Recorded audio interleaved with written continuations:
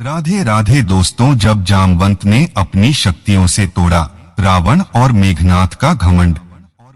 लेकिन वीडियो में आगे बढ़ने से पहले एक छोटी सी रिक्वेस्ट है, अगर आपने ये चैनल अभी तक सब्सक्राइब नहीं किया है तो सबसे पहले सब्सक्राइब कर ले ताकि सनातन धर्म से जुड़ी सारी जानकारियां आप तक सबसे पहले पहुंच सके। कमेंट्स बॉक्स में प्यार भरा राधे राधे लिखकर आपकी हाजिरी अवश्य दें। चलिए वीडियो करते हैं स्टार्ट।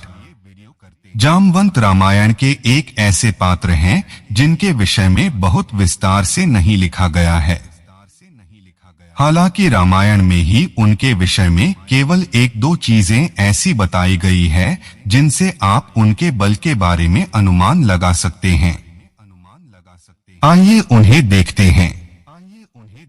पहली बात तो जामवंत सतयुग के व्यक्ति थे। अब सतयुग में निसंदेह योद्धा अन्य युगों की अपेक्षा बहुत अधिक शक्तिशाली होते थे। उनकी उत्पत्ति सीधे ब्रह्मा जी से बताई गई है। अब परमपिता ब्रह्मा से जो जन्मा हो उसकी शक्ति के बारे में तो केवल अनुमान ही लगाया जा सकता है। रामचरितमानस में उनके पराक्रम के बारे में दो घटना विशेष रूप से उल्लेखनीय है। उन दोनों स्थानों पर जामवंत का युद्ध रावण और मेघनाथ के साथ हुआ था, जिसमें दोनों को जामवंत ने अपने पाद प्रहार से मूर्छित कर दिया था। मेघनाथ की शक्ति तो उन्होंने अपने हाथों से ही पकड़कर पलट दी थी। अत्यंत वृद्धावस्था में भी जो रावण और मेघनाथ जैसे योद्धाओं को अपने घात से मूर्छित कर दे, जरा सोचिए युवावस्था में उसका बल क्या होगा। जब द्वापर आया और जामवंत और अधिक बूढ़े हो गए, उस समय उनका युद्ध श्री कृष्ण से हुआ था। जनमवंत को परास्त करने के लिए श्री कृष्ण को उनसे एक दो नहीं बल्कि 28 दिनों तक युद्ध करना पड़ा। स्वयं परमेश्वर कृष्ण को जिसे परास्त करने में 28 दिन लग गए हों, वो भी वृद्धावस्था में, जवानी में उनके बल के बारे में हम केवल अनुमान ही लगा सकते हैं। जब सीता माता को खोजने के लिए समुद्र लांघने की बात चल रही थी, उस समय जामवंत कहते हैं कि मैं तो अब बहुत बूढ़ा हो गया हूँ, फिर भी इस समुद्र में मैं 90 योजन तक जा सकता हूँ। हनुमान जी अपनी युवावस्था में 100 योजन छलांग गए।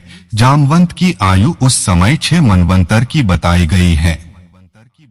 एक मनवंतर 30 करोड़ 67 लाख 20 हजार वर्षों का होता है। फिर भी वे 90 योजन तक जाने की क्षमता रखते थे। इसी से उनके बल का पता चलता है। इस वार्तालाप के दौरान उन्होंने युवावस्था में अपने बल के बारे में दो बातें बताई जिसे ध्यान से सुनना आवश्यक है।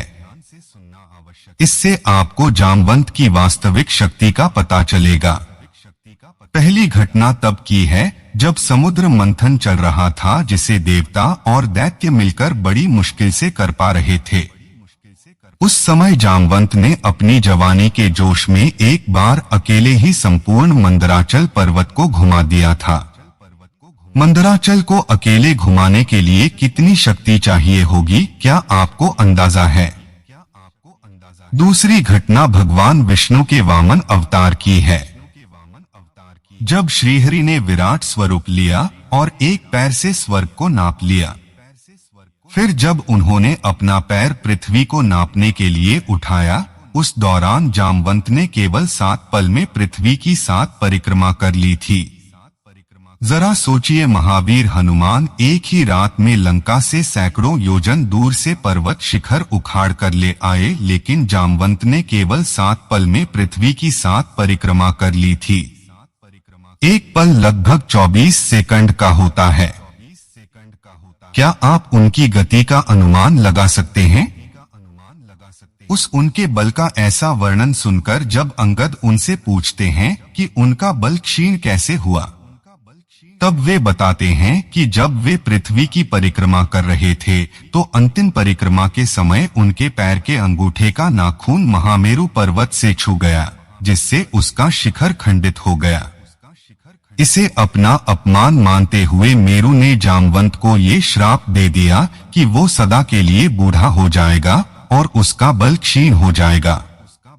आशा है आपको जामवंत की शक्ति का कुछ अंदाजा हो गया होगा, किंतु इतने शक्तिशाली होने के बाद भी उनमें लेश मात्र भी घमंड नहीं था।